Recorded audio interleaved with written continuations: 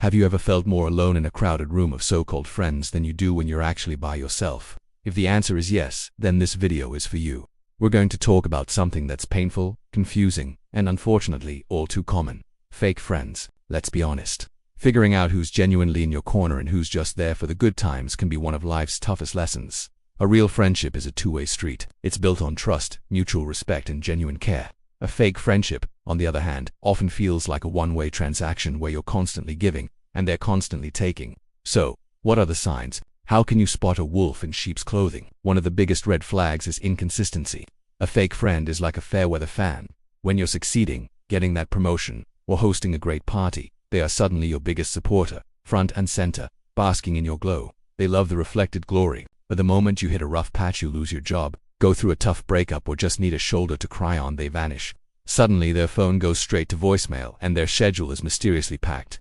Real friends show up for the rain, not just the sunshine. They bring the umbrella.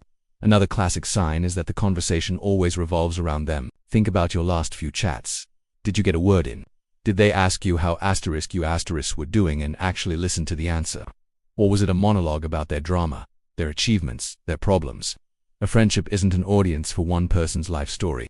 If you feel more like a therapist or a cheerleader than an equal participant in the conversation, that's a huge warning sign. You deserve to be seen and heard, too. And let's talk about jealousy, that little green-eyed monster. A true friend celebrates your wins as if they were their own. They are genuinely happy for you. A fake friend might offer a tight-lipped smile and a lukewarm congrats, but you can feel the envy radiating off them. They might subtly downplay your achievements, saying things like, "Oh, you were just lucky," or they might immediately try to one-up you with a story of their own.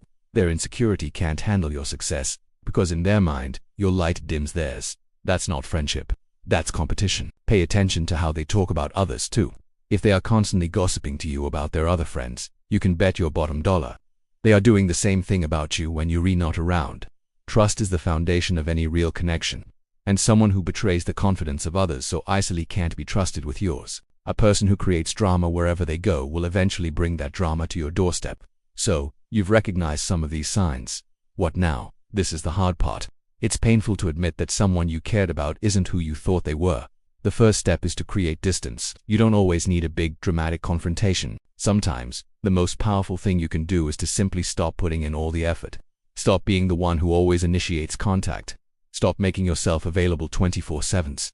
Pull back your energy and see what happens. A real friend will notice your absence and reach out. Concerned, fake friend probably won't even notice you're gone. This process is essentially a friendship audit. You're taking stock of who genuinely adds value, joy, and support to your life, and who drains your energy and leaves you feeling empty. It's about setting boundaries.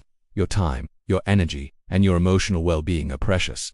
You have every right to protect them. It's not selfish to prioritize your peace. It's necessary. Letting go can be scary. It might mean your social circle gets smaller, and that can feel lonely at first. But I want you to reframe that. You aren't losing friends.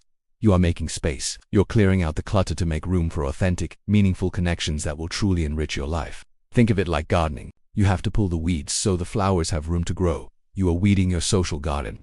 And where do you find these new, authentic friends? Start with your own interests. Join a club, take a class, volunteer for a cause you're passionate about. When you connect with people over a shared interest, you already have a foundation to build on. Be open, be yourself, and look for those same qualities you want in a friend. Kindness, reciprocity, and genuine interest. Remember, the quality of your friends is so much more important than the quantity. 1 or 2 genuine ride-or-die friends who you can call at 3 a.m. are worth more than 100 acquaintances who wouldn't even notice if you disappeared. The goal isn't to be popular.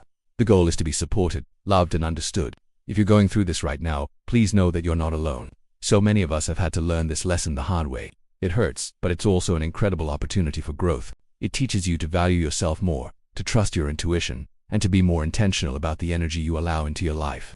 You are worthy of real, genuine, and supportive friendships. Don't ever settle for less.